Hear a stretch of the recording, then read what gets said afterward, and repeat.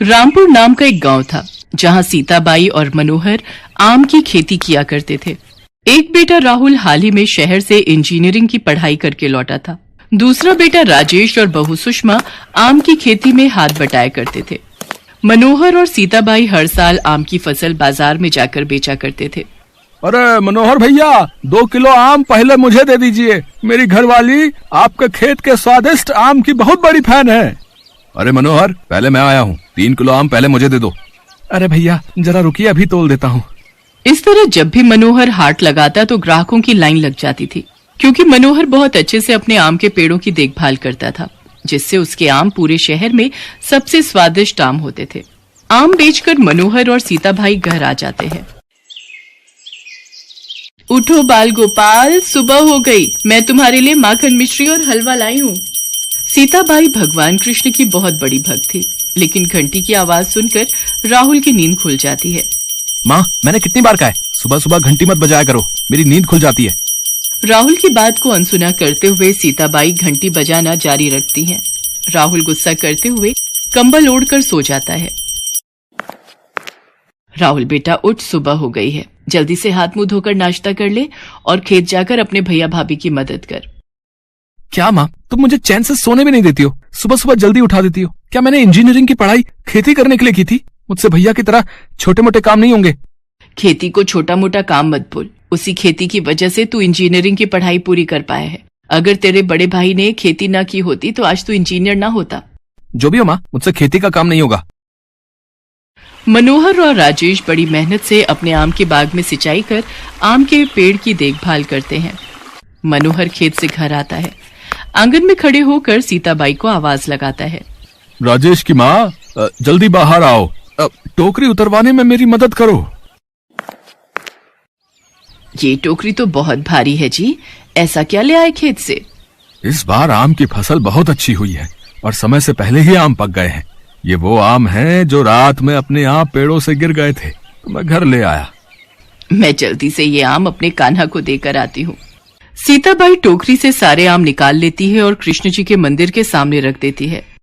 मनोहर राहुल के कमरे में जाता है। राहुल अभी तक सोया हुआ था। बेटा जल्दी उठ, सुबह के 10 बज गए हैं और तू अभी तक सो रहा है। सोने दीजिए पिताजी, बहुत नींद आ रही है। खेत में तेरे भैया और भाभी अकेले काम कर रहे हैं, जल्दी खेत जाओ और काम में उनका हाथ बटा। मनोहर की बात मानकर राहुल खेत चला जाता है।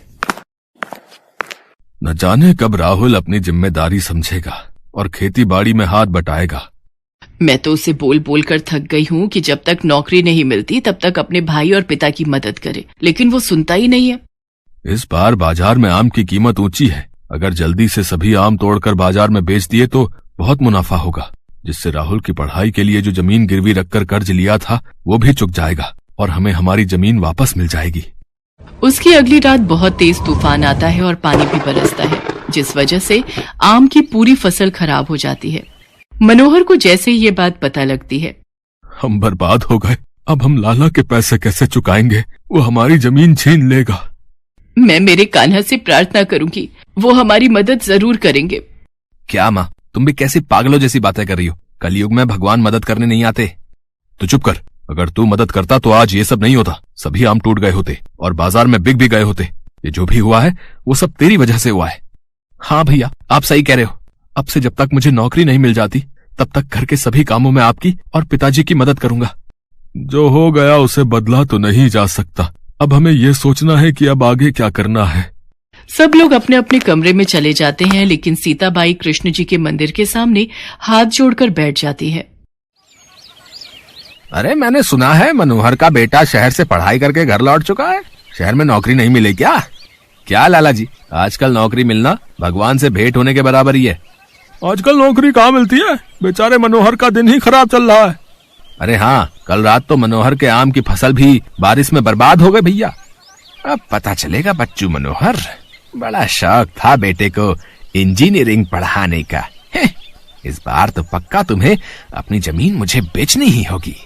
ये लो कान्हा, आज सिर्फ माखन और मिश्री है, हलवा नहीं बनाया। कल क्या हुआ वो सब तो तुम जानते ही हो। घंटी की आवाज सुनकर सुषमा, राजेश, मनोहर, राहुल सब आ जाते हैं। माँ जी, आज रसोई में कुछ भी नहीं है, खाने में क्या बनाऊं? पैसे भी नहीं है, जो थे वो सब आम की खेती में लगा दिए। ये आम बाजार में जाकर बेच देना और जो पैसे मिले उनसे कुछ खाने के लिए ले आना। भैया मैं भी आपके साथ चलूंगा। राजेश और राहुल वो सभी आम एक टोकरी में भरकर बाजार ले जाते हैं। राजेश और राहुल से वो सभी आम सेठ धनीराम खरीद लेता है। आम के बदले जो पैसे मिलते हैं उन पैसों से वो दोनों राशन खरीद कर घर ले जाते हैं। लेकिन घर की आर्थिक हालत को देखकर राहुल परेशान था।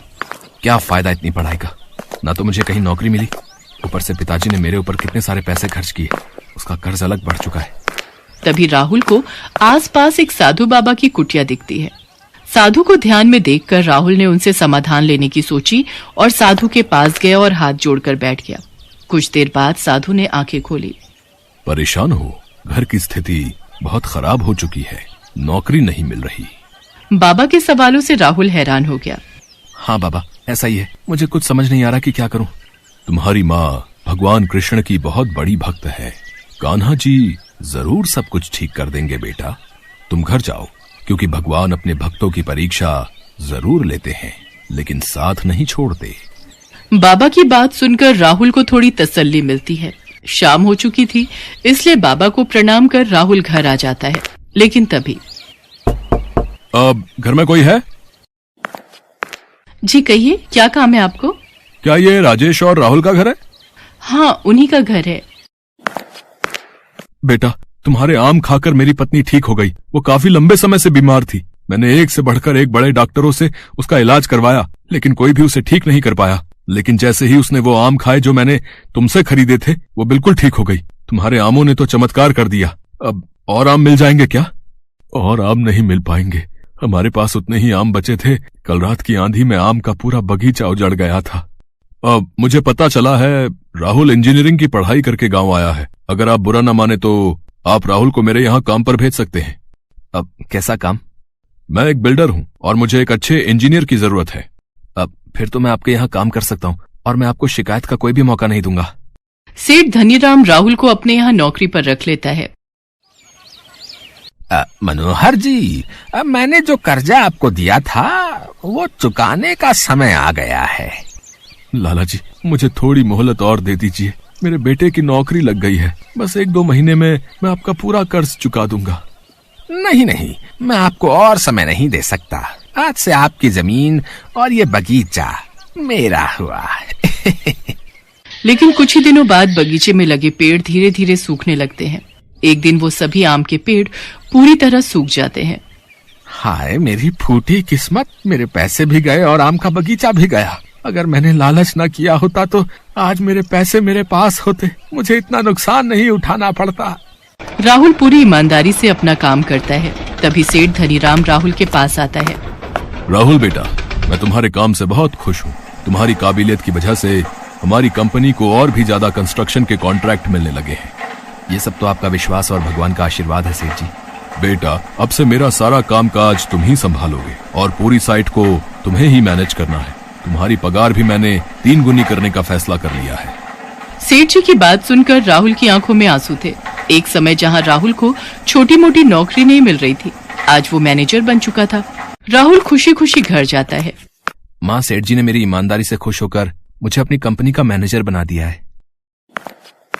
माँ, बैंक से लोन मिल गया है, अब हम अपने खेत से ज्यादा बड़े खेत खरीद सकते हैं। ये सब कृष्ण जी की लीला है। कान्हा के आशीर्वाद से सब कुछ ठीक हो गया। हाँ राजेश की माँ, तुम बिल्कुल सही कहती हो। हम सब तुम्हारी भक्ति पर शक करते थे, लेकिन आज तुम्हारी भक्ति ने हमें सभी मुसीबतों से बाहर निकाल लिया। हाँ माँ जी, अगर कृष्ण जी के वो जादुई आम खाकर सेठ जी की पत्नी ठीक न हुई होती तो आज ये सब जो हो रहा है वो नहीं होता। बोलो वृंदावन बिहारी लाल की जय। इस कहानी से हमें यही सीख मिलती है कि हमें कभी भी किसी की मजबूरी का फायदा नहीं उठाना चाहिए, क्योंकि समय हमेशा एक जैसा नहीं रहता। समय सबका बदलता है। हमेशा सबसे मिलजुल कर रहना चाहिए और किसी भी काम को छोटा या बड़ा नहीं समझना चाहिए। बात है, भानुपुर नामक गांव में शंभू नाम का एक किसान रहता था। शंभू भगवान शिव का बहुत बड़ा भक्त था। रोजाना सुबह उठकर भगवान शिव के मंदिर में जाना और शिव जी की मूर्ति के साथ शिवलिंग की पूजा करना उसका नियम था। शंभू के पास मोती नाम का एक पालतू बैल था, जिससे शंभू अपने खेत में हल जोतता था। मोती शंभू के लिए मानो तो परिवार का सदस्य ही था। माधवी, ये देखो, आज मैं अपने मोती के लिए कितनी हरी हरी घास और चारा लाया हूँ, पर ये मोती है कहाँ? खूंटी से तो बंधा नहीं हुआ है। कस्तूरी ले गई है उसे घुमाने। मोती की आदत को बिगाड़ दिया है तुम्हारी बिटिया ने, और मोती भी कम नहीं है। जब तक शाम के वक्त कस्तूरी उसे पूरे गांव में घुमाने ना ले जाए, उसे भी चैन नहीं आता। लो, आ गई तुम्हारी लाडली। बापू, मोती को बहुत जोरों की भूख लगी है, आप क्या लाए हो? ये देख, मैं अपने मोती के लिए हरी हरी घास, पेड़ पौधों की टहनियाँ और सूखा चारा लाया हूँ। ये ले मोती बेटा, आराम से खा। मोती चारा खाकर कितना खुश हो रहा है माँ बापू। मेरा बच्चा, मेरा मोती, ये तो हम सबकी जान है। मोती बैल शंभू और उसके परिवार का लाडला था। मोती खेतों को जोतने में शंभू की बहुत सहायता करता था। लगभग सारा काम खेतों का शंभू मोती की सहायता से निपटा लेता था। कुछ गांव के लोग शंभू की सफलता से जलते थे, जिनमें से एक था हरिया, जो शंभू से बहुत ईर्ष्या करता था। ऐसे ही एक दिन, अरे शंभू, तू सुबह शाम शिव मंदिर में पूजा ही करता रहता है? कुछ देर अपने दोस्तों के साथ भी समय बिता लिया कर। शाम का वक्त है, आ जाता हूँ घड़ी, हमारे साथ भी कुछ खा पी ले। नहीं हरिया भाई, मैं ये सब नहीं लेता हूँ। मैं तो बस भगवान शिव का भक्त हूँ और उन्हीं की पूजा में अपना समय बिताता हूँ। मुझे उसी में खुशी मिलती है। हरिया भाई, मैं देख रहा हूँ शंभू तुम्हारा अपमान कुछ ज्यादा ही करने लगा है। हाँ, तुम उसे 2 घड़ी अपने पास बैठने के लिए कहते हो और वो तुम्हें साफ लफ्जों में मना करके हमेशा चला जाता है। तुम क्यों उसे बार बार कहकर अपनी इज्जत गिरवाते हो भाई? हैं? हरिया गुस्से में घर आ जाता है। कुछ दिनों बाद शंभू की बेटी के रिश्ते की बात चलती है और लड़के वाले कस्तूरी को देखने आते हैं। देखो शंभू भाई, मैंने तुम्हारा गांव में बहुत नाम सुना है। तुम्हारा परिवार भी बहुत अच्छा है और हमें कस्तूरी बिटिया जैसी बहू ही अपने बेटे के लिए चाहिए। एक काम करते हैं, शादी के लिए 3 महीने बाद का कोई अच्छा मुहूर्त देखकर तारीख रख लेते हैं। क्यों, ठीक रहेगा ना? अब लक्ष्मीचंद जी, जैसा आप ठीक समझे। लड़के वाले कस्तूरी से रिश्ते की बात पक्की करके चले जाते हैं। आपने लड़के वालों से कह तो दिया, पर 3 महीने में हम इतने पैसे शादी के लिए कैसे जोड़ पाएंगे? तुम चिंता मत करो माधवी, मैं और मोती मिलकर कुछ ही दिनों में नई फसल पर काम कर लेंगे। फिर उस फसल को बेचकर अच्छे पैसे मिल जाएंगे। फिर हम आराम से कस्तूरी की शादी कर सकते हैं। अब तुम मोती का भी ज्यादा ख्याल रखा करो, वो भी हमारे साथ बहुत मेहनत करता है। तुम चिंता मत करो, मैं मोती का ध्यान रखूंगी। कस्तूरी की शादी की बात पक्की होने की खबर हरिया को लग जाती है। वो इस बात को बर्दाश्त नहीं कर पाता है। मेरा अपमान करके शंभू इतना खुश कैसे रह सकता है? इसकी सारी खुशी उसी बैल में है। उसी बैल के भरोसे ये हवा में उड़ रहा है। ये सोचता है कि बैल की मदद से ये अच्छी फसल उगा लेगा और अपनी लड़की की शादी कर देगा। मेरे होते हुए ऐसा कभी नहीं हो सकता। कई बार इस शंभू ने गाँव वालों के सामने मेरा अपमान किया है। आज रात मौका देखकर इसके बैल का काम तमाम कर दूंगा। हाँ। आधी रात के वक्त जब सब सो रहे थे, तब हरिया उठा और उसने शंभू के घर जाकर मोती के चारे में जहर मिला दिया। सुबह जब शंभू की आंख खुली तो उसने देखा, ये क्या हो गया माधवी? कस्तूरी बिटिया, जल्दी आओ, देखो हमारा मोती बेसुध पड़ा हुआ है। इसके मुंह से झाग निकल रही है। कहीं इसने कुछ गलत तो नहीं खा पी लिया? हे शिव शंकर, मेरे मोती को ये क्या हो गया? हे भोलेनाथ, हमारा मोती नहीं मर सकता, इसे कुछ नहीं हो सकता। बाबा मोती को क्या हो गया? मोती कुछ बोल क्यों नहीं रहा? हे भोलेनाथ, ये क्या अनर्थ हो गया? हमारा मोती इस दुनिया से कैसे जा सकता है?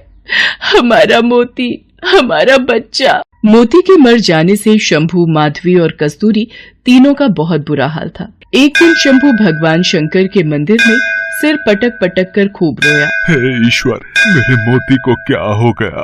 मुझे मेरा मोती वापस दे दो प्रभु। मैंने आपकी हमेशा सच्चे मन से पूजा की है। मेरे मोती को आप ऐसे नहीं छीन सकते। यदि मैंने सच्चे मन से आपकी पूजा की है तो प्रभु मेरे दुख दूर करो। मेरे मोती को वापस भेज दो प्रभु। शंभू भगवान शंकर की मूर्ति के आगे बिलक बिलक कर रो रहा था। तभी उसे मंदिर के द्वार पर एक बैल आता दिखाई दिया, जो देखने में बिल्कुल मोती के जैसा ही था। मोती? हे ईश्वर, ये बैल तो बिल्कुल मेरे मोती जैसा है। आसपास तो इसका कोई मालिक दिखाई नहीं दे रहा। ये कहाँ से आया है? हे प्रभु, ये आपकी कैसी लीला है? आपने मेरे लिए मेरे मोती जैसा हुबहू एक बैल भेज दिया। शंभू भगवान शंकर का आशीर्वाद मानकर खुशी खुशी उस बैल को घर ले आता है और आकर सारी बात माधवी और कस्तूरी को बताता है। बाबा, ये बैल तो बिल्कुल हमारे मोती जैसा है। मुझे तो ऐसा लगता है भगवान शंकर ने हमारे मोती को वापस भेज दिया है। देखो बाबा, ये मुझे पहचानता है। मेरे हाथों से चारा भी खा रहा है। हे शिव शंकर, आपने इस बैल को भेजकर हमारे सारे दुख दूर कर दिए, वरना मोती के बिना तो हम बिल्कुल अकेले हो गए।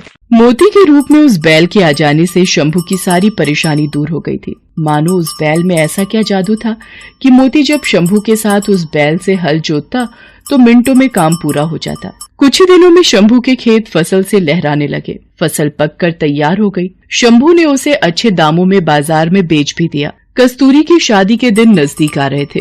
शंभू उस बैल की मदद से खेत पर बहुत जल्दी काम करने लगा था। ये बात जब हरिया को पता चली तो उसने दोबारा अपनी चाल चलने की सोची। इस शंभू की तो खुशी का ठिकाना ही नहीं है। बड़े जोर शोर से अपनी बेटी की शादी की तैयारियां कर रहा है। इसके पास दूसरा बैल जब से आया है तब से ये ज्यादा खुश दिखाई दे रहा है। मुझे इसके दूसरे बैल को भी मारना होगा। सब सो चुके हैं। जल्दी से इस बैल के चारे में जहर मिला देता हूँ। ये भी मोती के पास ऊपर पहुँच जाएगा।